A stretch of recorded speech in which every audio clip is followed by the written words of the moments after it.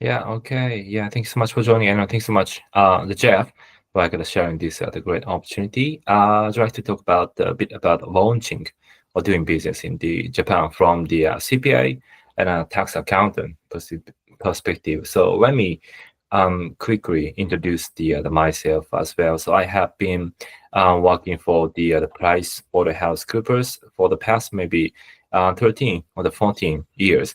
I started my career in the Japan, but I moved to the New York City from the 2015 and stayed there for the 3 years. And I came back to the Japan, spent additional like 3 years, and I just left the PwC to open my the CPA office and a tax corporation as well. So and I joined the Stanford GSP the program. That's why. So I met with the Jeff, and I had a great this opportunity as well.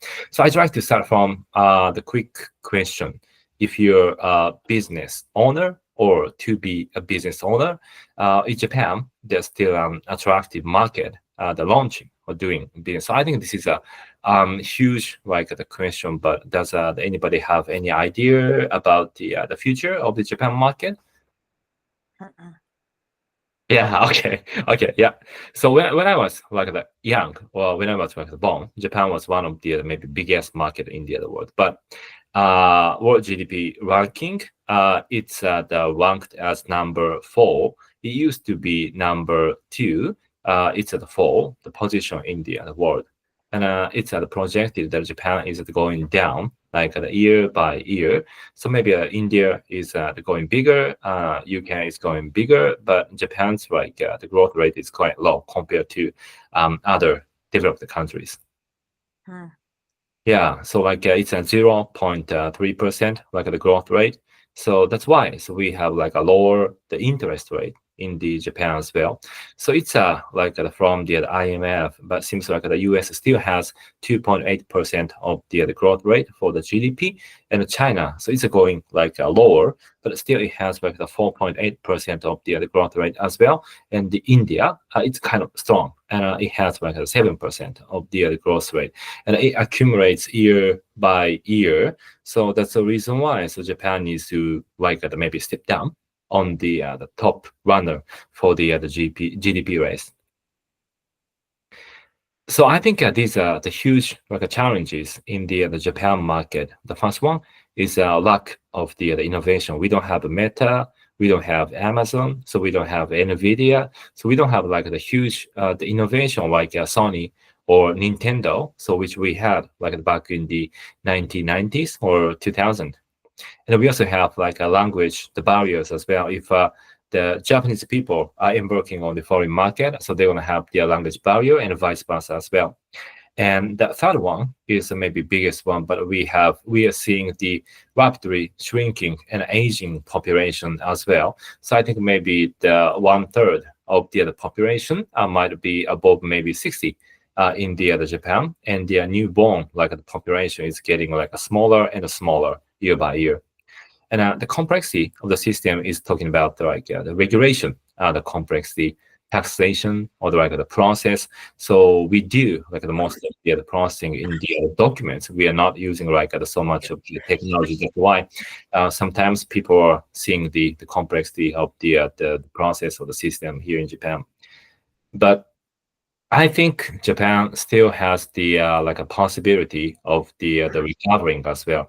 So it's kind of the data from the recent survey, but it seems like the people coming to Japan is the bouncing back. So like the left side is the tourist. So I think we're gonna maybe have the record high in the 2024. And the like right side, it's the visa request. So it's maybe half year the record or something like that. But we're gonna see like a bouncing back of the visa application as well. That's the reason why. So it seems like there's a huge line in the visa application office for the business manager visa or the student visa or the expert visa, those kind of the visa. So I think so this is the reason why. So I wanted to start my CPA office and tax corporation, but I feel like we have not lost our maybe competencies in the Japan. So we started like the country maybe from the manufacturing after the World War II. and it was kind of the trigger for the growth of the Japan. And we also have maybe geographical advantages. So we have like a connection with the US. We also have connection with the other Asian countries. And we also have connection with the European countries as well. So the position and location is maybe good for the growth as well. And customer satisfaction, I'm not sure if you heard about the word omote nashi. So I think in Japan, so there's a kind of the added value, like when we are facing the other customers, like for free. So if we are in the United States, we need to like pay a few or the huge amount of the tip, right?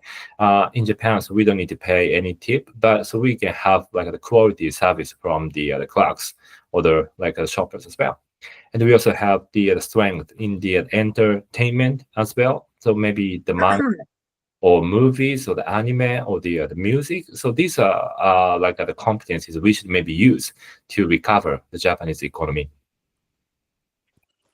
And let me like go into the details as well. So I think we should maybe consider about these like the five the categories. So when we are starting or the launching the business in Japan, so setting up the business itself is a number one. And a second one is the visa application and the visa acquisition. And then number three is office location. So this is also important. And number four is the human resources. And number five, it's the residence, like for ourselves, basically, not office. And let me start from like setting up the business. So this is kind of the procedure for the incorporation of the Kabushiki Kaisha. So Kabushiki Kaisha is the corporation held by the shares. So it's a usual like the kind of the corporation, but so you need to take like the steps from the one to the eight. So, but it's not like the complicated. So we just consider about the strategy and the business plan for the corporation, and we're gonna prepare the articles of the incorporation, and we're gonna submit like some documents to the government and the tax office as well. And we're gonna decide who is the officers or the directors. So that's the like the entire process. And maybe the point is taking time is the number maybe seven, like the opening the bank account. So seems like the bank in Japan requires maybe many documents before you open the bank account. So you need to prepare the business plans or the contract or the residence. It's kind of the requirements, kind of the tough I heard. And yeah, and let me also talk about the taxation system. This is my strength as well. So there is kind of the difference when you do like the corporation business or when you do the individual like the businesses as well. If you do or if you have the corporation, you need to pay the corporate tax. So it starts from the 15% to the 23.2% for the profit basically, and it depends on the size of the profit. 15%, and the highest is a 23.2%. But it's important, but you also need to pay the corporate resident tax and enterprise tax as well. So it's kind of the added to the corporate tax. So basically, the effective tax rate would be maybe 30% for the corporation. And consumption tax stays in the middle, and consumption tax needs to be paid by any like the consumer. So that means regardless of it's the corporation or the individual. So when you buy like snacks or drinks at the convenience store, you need to pay consumption tax. But if you're the corporate and you want to buy like a professional service, you also need to pay the consumption tax as well. So I think this is the one of the most maybe complicated area in the Japanese taxation, the consumption tax. If you're like an individual, so you're going to pay the individual income tax. It's from the 0% to the 45%. And I compare like this number to other countries, maybe like the US or the Singapore or the Hong Kong, and 45% is quite high. So that's the reason why that maybe many foreigners do not want to be stay here permanently, because you're going to get the 45% of the taxation in the it's quite tough. Yeah, let me move on to the accounting system as well. So it's quite interesting. But we Japan, still has like the JGAAP. It's a Japanese-based generally accepted accounting principle. It's like basically supported by the Japanese government as well. And we can also use the US GAAP. We can also use the IFRS, International Financial Reporting Standards as well. So it depends on the where you like basically located. If you are located in the United States, operation in the US, but you want to like create a subsidiary, so you should maybe use the US GAAP basically. And if you have the headquarter in the Singapore or the European countries, and you want to create the Japanese subsidiary, so maybe you should go with the IFRS, International Financial Reporting Standards. So I also have like the many foreign clients, like from the UK, from the Singapore, from the Taiwan, from the United States. So I need to like manage all of the difference of the gap. And sometimes the Japanese corporations, they want to be listed in the NASDAQ or New York Stock Exchange. If that's the case, we need to prepare all of the like the financial documentation under the US GAAP. So there are like the rare maybe the CPAs, so who can like the handle like the US GAAP in the Japan. So we come together and we're gonna support those kind of the companies who wants to be listed in the United States as well.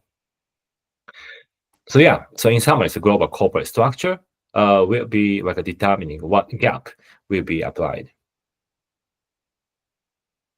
And this is number 2. It's the visa application. It's kind of the overview of the visa application process. It's quite simple. So you're going to have the certificate of eligibility. You need to come to Japan and you need to submit some documents, like the quite simple documents, and you're going to get the certified of eligibility. So it's kind of like the Japanese government is saying that it's okay for you to like have the Japanese visa. So that's the starting point. So you're going to go back to your original like the country, and you're going to apply for the visa. It's like a step number 2. And the number 3, it's a resident card. So once you submit visa application, and when you come back to the Japan, so you're gonna get the resident card, and that's kind of the like approval, like for you to stay here for a certain amount of the time. But you need to also pay like the resident tax from this point as well. Yeah, and I think it's getting popular and popular among the foreigners to have the business manager visa. It's kind of the CEO visa or the board of the director, like the visa. So the objective of the business manager visa is to encourage and facilitate for investment and the entrepreneurship in the Japan, and contributing to Japan's economic growth and the innovation. So that's a huge like objective of the business manager visa. So one of my friends, she wants to come to Japan. She already have like the corporations in the UK and the Singapore, but she wants to come to Japan, and she wants to have the holding company here in Japan, and she needs to have the business manager visa. But she waited for over maybe 6 months. It used to be 3 to 4 weeks, but seems like we are seeing the like numerous numbers of the like the people coming from the Asian countries, Hong Kong, Taiwan, China. So there's a long line, and it's taking much more than usual recently. Yeah, this is the summary of the business manager visa requirement. So it's kind of the not so huge, but office. So you need to have the specific office that you can use, like to manage the business and the business plan. You need to submit the business plan to the government to get the business manager the visa and the role. So like you need to be like the CEO or other like the C-suite executives when you're applying the business manager visa. Sales manager or the manager type of the like a role should be sufficient, I think. And a capital or the employment like the requirement as well. So if you're planning to set up the corporation, you need to invest 5 million JPY. In USD, it's a 35,000 the USD basically in the current FX exchange rate, or so you need to hire at least like 2 full-time employees in the Japan. So before you get approved for the business manager visa, so I think this is like not so expensive, maybe compared to the requirements in the United States or in the Singapore, and it's reasonable basically.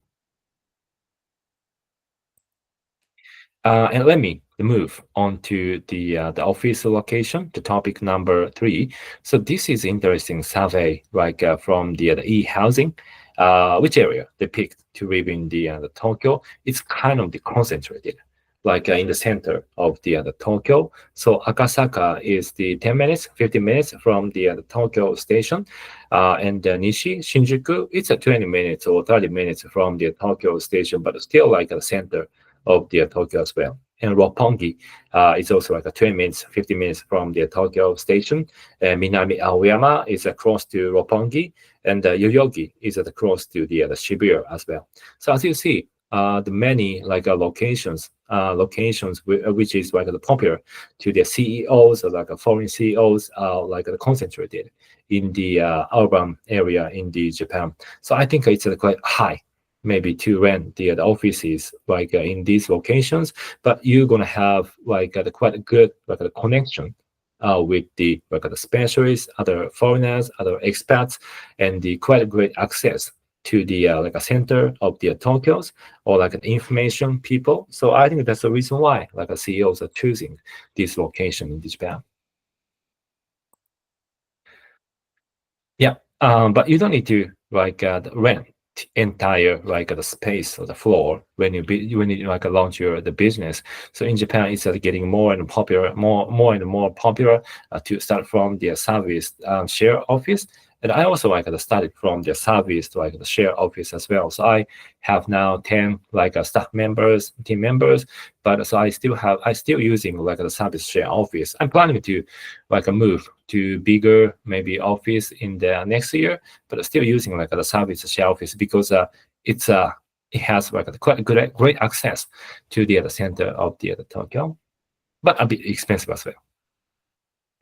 Let me move on to the other topic number 4. It's the human, the resources.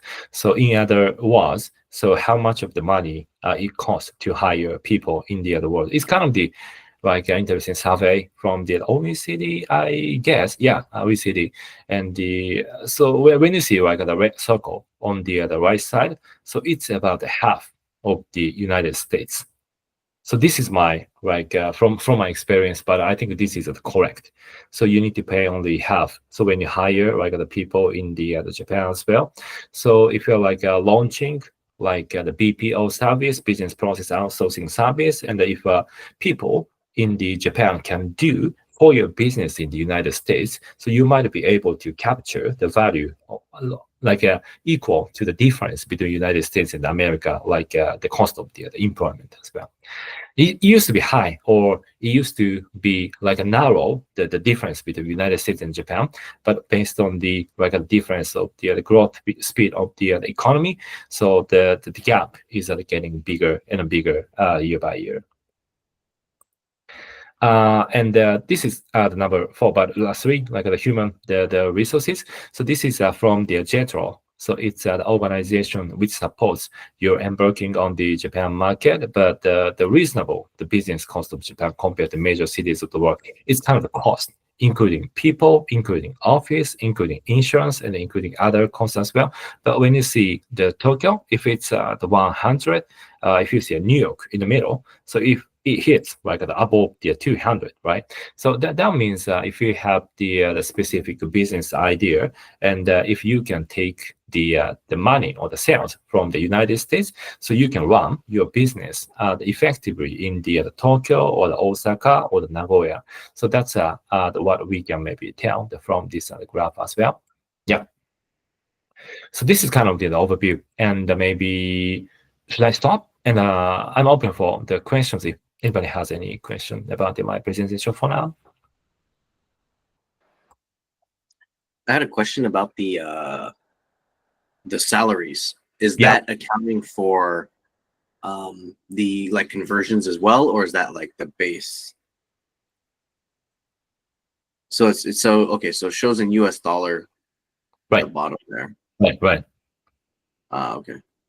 Yeah, so it includes like the base salary and the bonus and the fringe benefit, social insurance as well. Yeah, so I think the rate of the social insurance is not so like different between US and the other Japan. So maybe we can use this data as a study point. Yeah. Yeah. Yeah, so it's quite interesting. Please, Laurie. Lori, you're muted.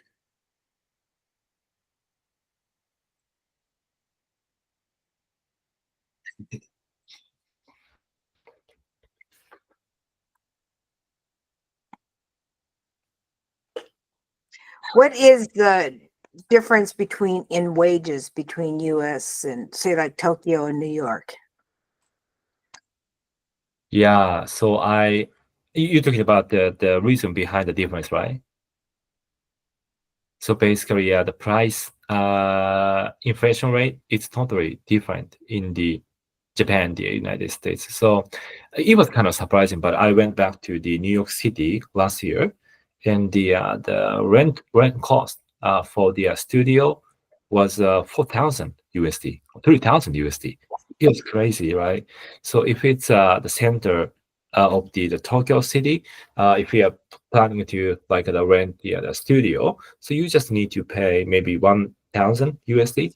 Huh. So it's a triple or the like 4 times like the higher in the United States. So I think everything is higher in the United States. So that means if you like earn money or to make money in the United States, and if you come to Japan or other like lower pricing the countries, so you're gonna have like a huge buying power. So I think the great business might be the getting the sales in the US or other developed countries, and the spending your cost in the like Japan or other countries. So that might be like the business model in the next generation. Arigato. Hi, yeah. Mhm. Yeah, it's kind of the sad as well, like to see the low growth rate of the GDP as the Japanese national. But I still believe that maybe Japan has the competencies, so which could be like the uniqueness in the world market.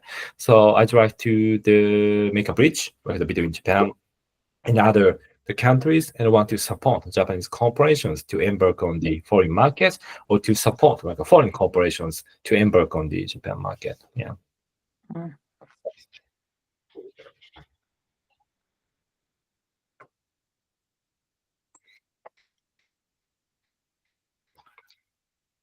Yeah. So, Caroline, okay? Yeah. Okay. Yeah.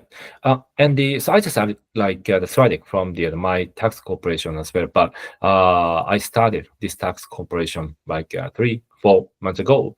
And let me share. So what I like realized in the market as well.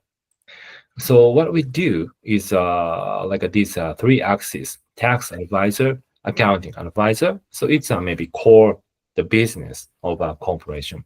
And we do the advisory service as well. So if there's any kind of the gift, inheritance taxation, or M&A, or the incorporation, so we're going to do the advisory service as well.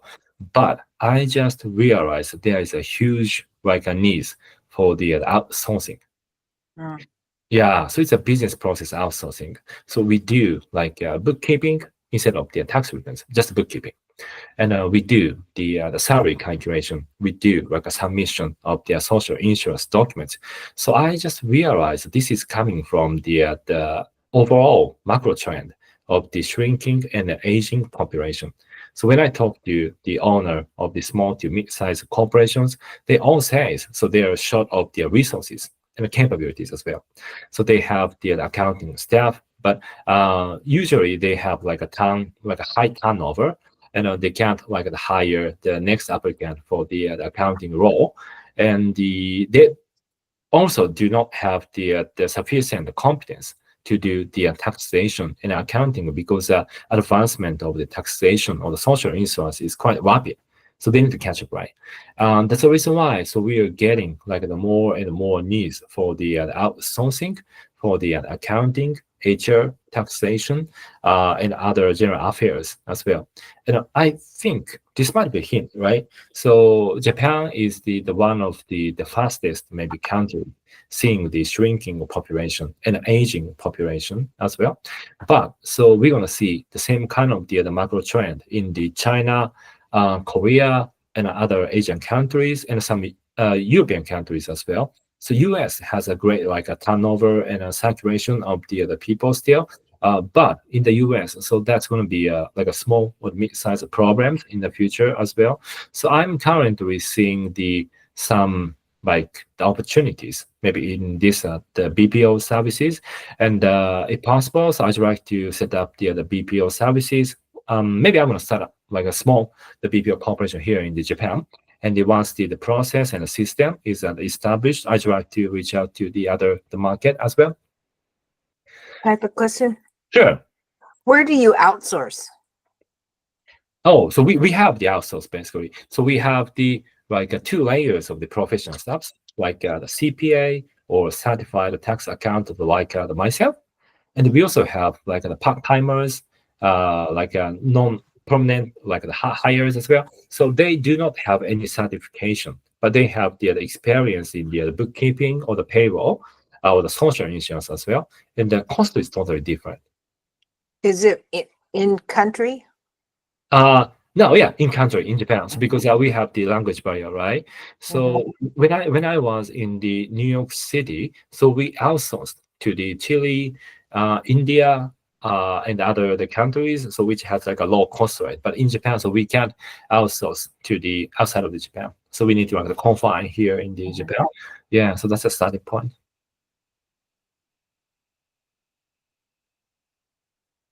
Yeah, thank you for the question. Yeah. Yeah, and this is kind of the interesting, but so our uniqueness maybe. So this is a maybe difference from other tax corporation or accounting firms as well. But so we would like to create the broad network. So we don't take actually any fees. It's kind of the for free, but we are like the connecting our clients to the other like the stakeholders, like lawyers, administrative scribers, big fours, tax regulators, banks, VCs, fans, individual investors. So that's what we can do, and what we have the customer like the satisfaction maybe comes from.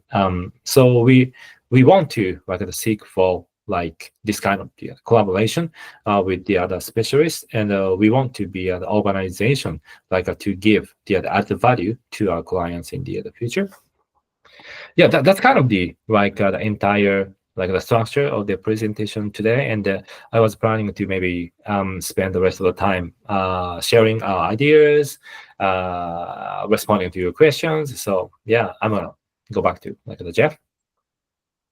Yeah, thank you so much. Yeah. That was very informative and so many cool things that I didn't know about how things work on the back end in Japan. So I appreciate you taking the time, and Thank you. great presentation.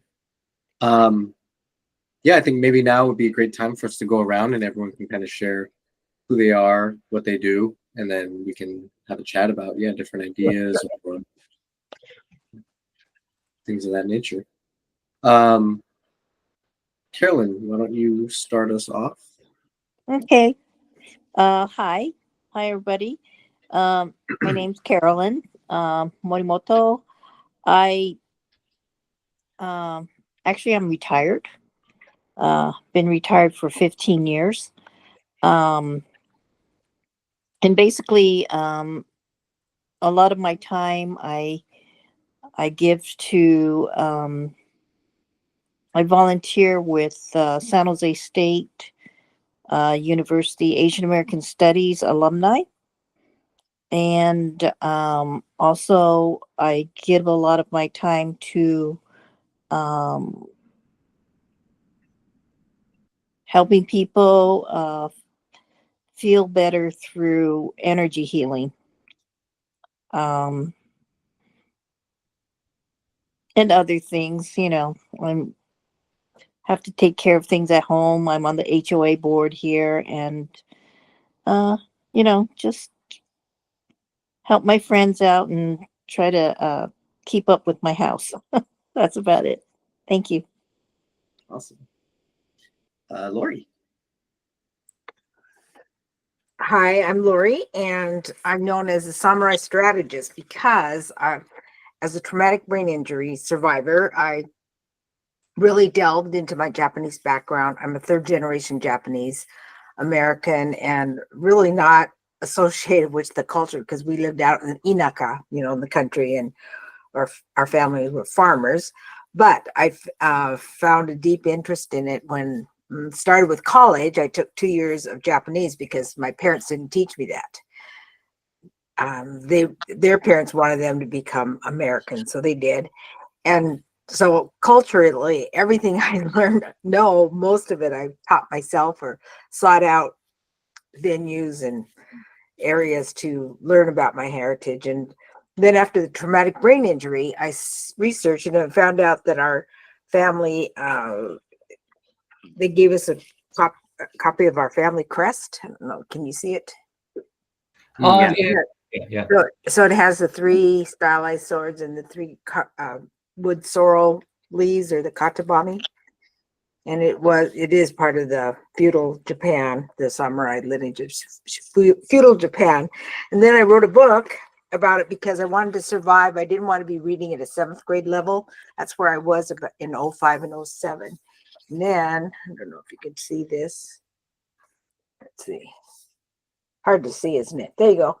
Oh, yeah. Let the Samurai Be Your Guide. And it's published by Tuttle Publishing. So I got to, when I was in Japan in May, I got to go to a book sign in Tokyo at the Times Square, Kinokuniya Times Square. Yep. I'm really connected to my Japanese heritage, and I'm studying and teaching a master class about Ikigai Okay. and Kodobushido and Gambaru, and I'm going to add it on Kintsugi, because that's like a metaphor of our lives. Our lives can be broken and then put together and be actually more beautiful than, and that's what happened with me. I like Humpty Dumpty, I fell off the wall and I had to put my pieces back together again through a lot of hard work.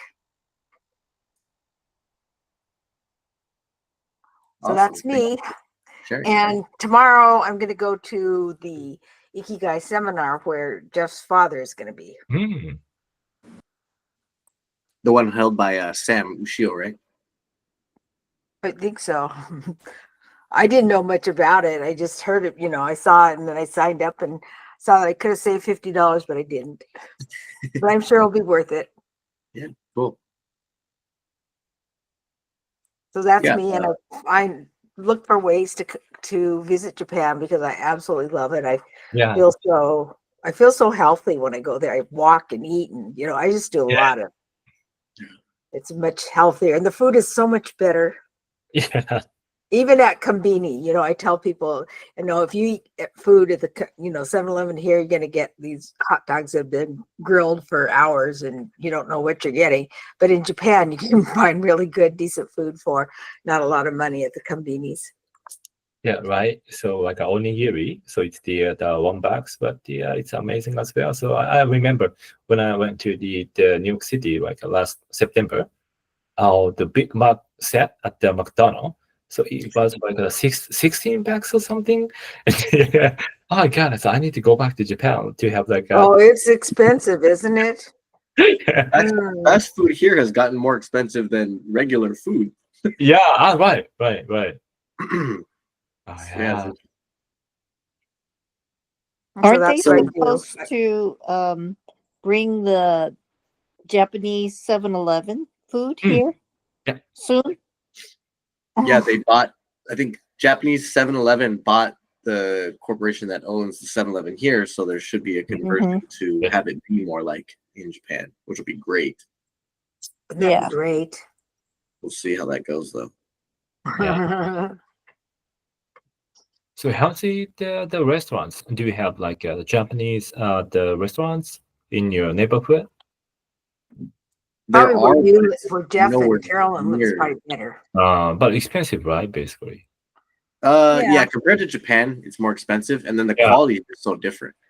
Because a lot of the restaurants, they do everything, right? So you can get like teriyaki dishes, you can get ramen, curry, udon, tempura, but it's like okay versus in Japan, you go to a shop that specializes in that one thing. Right. So Yep. Yeah. But it's changing in Japan as well. So when I like walk around in my neighborhood, so I see like more and more like the foreigners coming to Japan. So maybe they say it's the record high, the travelers from outside of Japan this year. Mm. Yeah. That are So I living don't know. Yeah, I don't know why, but it seems like it's maybe related to the weakening of the JPY against Yeah. the USD, right? So it's the much. It's the dollar goes further, so people can spend more. Right. Yes. Equally, yeah. Yeah. Mm. And so this is what I heard from the professional, but so it seems like Japan is planning to open up the investor visa. So I think US also has the investor visa, but it's quite like a huge amount of money you need, maybe 500,000 USD or something like that. But in Japan, so it would be like a smaller amount of the money. So I think that's maybe going to be a trigger like for more of the people to come to Japan in the future. Hopefully. It's you said an investor visa, so you come to Japan to do business by investing into Japanese companies? Or the individual, like as an individual, so you can invest in the Japan incorporation and you can stay here. So investor visa. Oh, interesting. Yeah. Is the low birth rate in Japan causing problems? Yes. Yeah, it's a huge problem, right? So I think it's decreasing by maybe 10% this year, 20% this year. I'm not sure, but it's kind of crazy. So yeah, when you get on a train, so we don't see like the babies, we don't see like children's. When you get on the bus as well. Yeah. Do you have kids? Just one. So 2.5-year-old daughter. Okay. Yeah. Get to work, man. Yeah. Right. So we need to contribute to the country.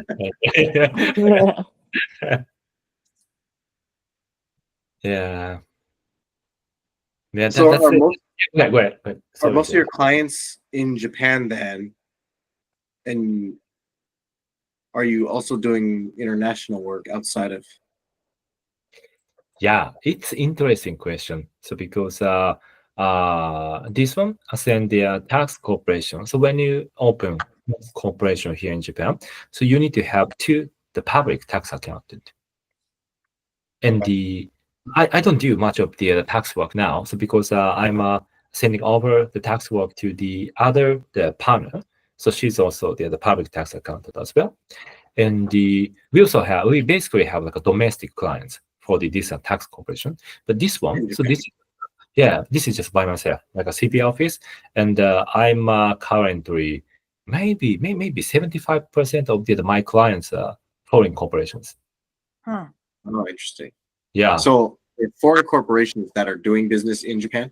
Planning or doing, yeah. Okay. So you're helping them integrate or come in and know what's going on here already and what they'll have to be accountable for.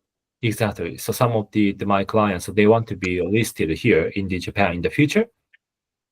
So they're going to do some kind of the complex transaction like a stock transfer, stock exchange to create the holding company in the Japan. And once they create the holding company, so they're going to embark on the Japan market and they're going to look for the business partners, larger corporations. So they're going to like hire people here and they're trying to localize their business in Japan. So one of my clients is listed as the world top 20 venture startup or something like that. And he's from Taiwan. So I'm planning to go to Taiwan in December. I'm gonna take a look at his labo, and I'm gonna be like a part-time, like the CFO for his the group in the US, Taiwan, and the Japan. So those kind of the work I do for the CPA office. Okay. Yeah. You should definitely check out USJC because that's right. Yeah, that would be a good network or space for you. Right. So yeah. Thank you. Okay. Okay. So if I know anybody that wants to open business in Japan, they should meet you. Yeah, please. Yeah, anytime. So I'm gonna show you around like the Asakusa, Tokyo area. So that's my neighborhood. So yeah. Okay. Yeah. Let me know. So when you three like have a chance to come to Japan next time. Yeah. Hopefully next year, but we'll see. There's still some things we gotta sort through. Cool. Lori, Yeah. Lori, it sounds like she'll be going soon. Yes, Yeah. December next month. Yeah. Oh, Right. cool. Is it Tokyo? Mm, sorry. Okay. Kyoto. Okay. I forgot. Okay. I think Tokyo's so large, and I went Yeah. last May. I went to Yayoi Kusama's museum. Oh, And yeah, yeah. oh, fabulous! And then Yeah. I went to Kinokuniya. So I bought the Hmm. Shinkansen pass because just 2 trips alone would take care of the Right. 7-day pass. Gotcha. And I went to Kanazawa because Hmm. I've never been to Wow. Kanazawa when it wasn't raining. It was good, wasn't it? Oh, I loved it. But when we went in the fall, it was Yeah. like pouring buckets. Really. Mhm. Wow. Rain in Japan is no joke. Yeah. The Kanazawa, right? Yeah, I love Kanazawa. Very nice. So, Jeff, have you been to Kanazawa? No? I don't think so, not yet. It's amazing. So I went there just once, but there's a Shinkansen, rapid train, bullet train, like from Tokyo Station, 2.5 hours basically to get to Kanazawa, and it's a totally different. Food is good. Fish is good. Yeah. Ah, okay, yeah. I even Do you- went to Wajima, Asaiki. Yeah. Wow. But wasn't it demolished in the last Right. disaster? Yes, I saw. It's a fire, right? Fire and flooding. Yeah, flooding fire. Yeah. Right. Yeah. Mm. Kaz, are you familiar with Global Han Global Health. No. What is or it? Kokorozashi Business Meeting? No. I've not heard about it. It's a networking event that's Yeah. a mix of. I think they're mostly in Japan, but there's English. They practice in English. Yeah. Okay. Yeah. Great. Have you met a Drew Barali? Jerry, no. I'll introduce you to him. He's Cool. involved with that. Cool. It's in Tokyo, right? Maybe. I think it's virtual, so Oh, virtual. Yeah.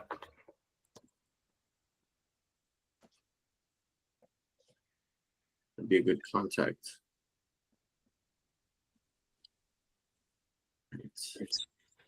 I'm gonna end the recording. Okay.